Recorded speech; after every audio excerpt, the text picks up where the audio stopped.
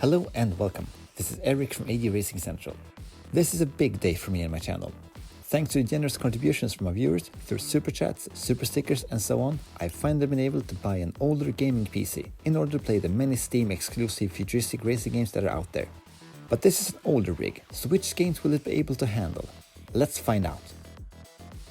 All you tech people are probably interested in the specs of the computer I bought. The processor is an i5-4570K 4-core processor with 3.4 GHz, and the PC has got 16 GB of RAM. The graphics card is an NVIDIA GeForce GTX 960, and the rig also came with 2 TB of HDD. So it's an older graphics card from 2015 and also no SSD drive, but at least the processor is decent. The computer set me back around $150, so if it can run the games I want, it's a really good deal. To no one's surprise, BallisticNG from developer Diagnosis ran really well. This terrific ArcRacer, heavily inspired by the Wipeout games of old, is known for running with little to no issues on the simplest of computers. Up until now, I've actually played it on my non-gaming work computer, but the performance was definitely better on this new PC, with sharper textures and smoother gameplay. I actually didn't experiment with the graphics settings at all, since I was more than happy with how the game looked. I can't recommend this game enough, and it's without a doubt one of the best anti-gravity racing games you can play on PC.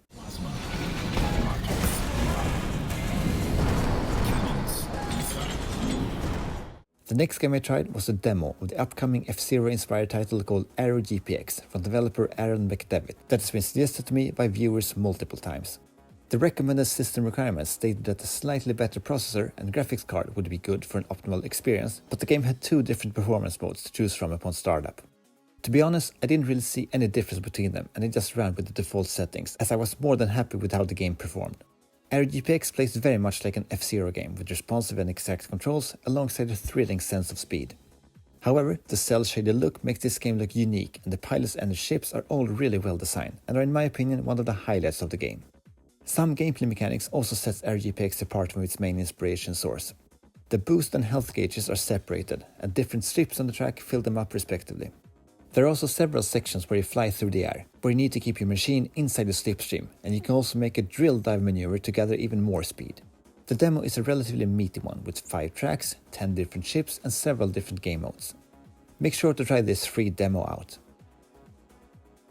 A game that to my great dismay did not run all that well on my new computer was Deathgrip from developer Reclaim Interactive. No particular system requirements are stated on the Steam page, but let's just say that you need a stronger rig than I have. Adjusting various graphic settings didn't help much, and the game looked generally really bad and ran with several frame rate hiccups. I'll mention a few things about the game while switching over to record the gameplay of what the game is supposed to look like.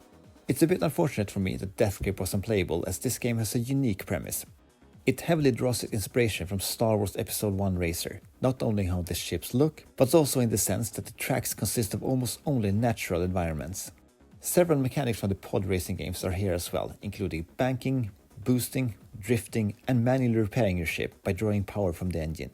I did an interview about the game with Brian Young, lead developer of Deathgrip, that you'll find in the description, and I also encourage you to check out the game's free demo, if you have a computer that can handle it. A game that already ran perfectly fine on my non-gaming work laptop was ArcRacer from developer Foxhole, but my new computer offered even smoother gameplay. Obviously, this game looks like Wipeout, perhaps mostly reminiscent of Wipeout Pure and Pulse from the PSP era. It also plays relatively similarly, while still having its own distinct feel. All the tracks have this arcade game-like look, and the ships themselves fall into the same art style, as you can almost manually count their polygons. ArcRacer has a free demo, but it's also very cheap, even when not on sale, so make sure to check this one out.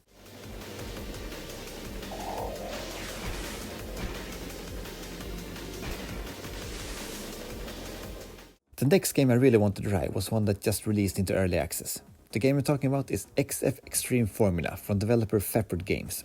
I was a bit nervous as the system requirements stated that a much more powerful graphics card than the one I have was recommended. Even though I ran the risk of not being able to play the game properly, I decided to buy the early access version anyway, thinking that the worst that could happen was that I supported a smaller gaming studio. I had to reduce the texture and shadow quality, but after that the game ran without issue, and it also looked perfectly fine. XF Extreme Formula features a lengthy tutorial, which was necessary, as this game is incredibly fast and challenging. This game too is obviously heavily inspired by F-Zero, with the main difference being that the boost system sort of spirals upwards, making the boost more and more powerful the more you use it. The The game also looks really stylish and colorful, and the early access version includes different racing leagues taking place on different planets, as well as 7 different ships, of which 6 need to be unlocked. If you want to support one of the most promising upcoming anti-gravity racing games available right now, go ahead and buy into the early access version of XF Extreme Formula.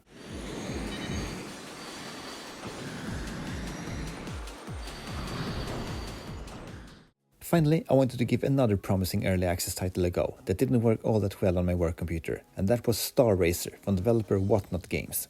As simple as the game looks, the recommended system requirements were slightly higher than what my new PC could boast, but luckily the game ran with no issues.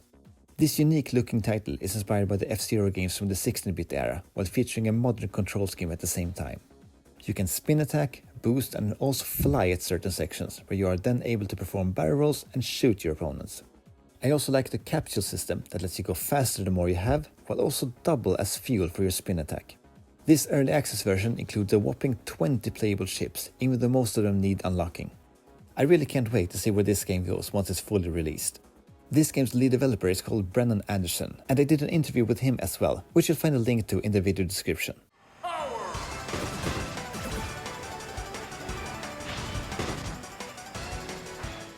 All in all, I'm happy with my new PC and what I got for the price I paid for it. If you're a tech-savvy person, feel free to leave a comment of a hardware upgrade I can install for a reasonable price, and check out this video for 5 reasons why you should play BallisticNG, one of the best PC-exclusive racing games out there. Thank you for watching. I am Eric from Major Racing Central, and I'll see you in the next video.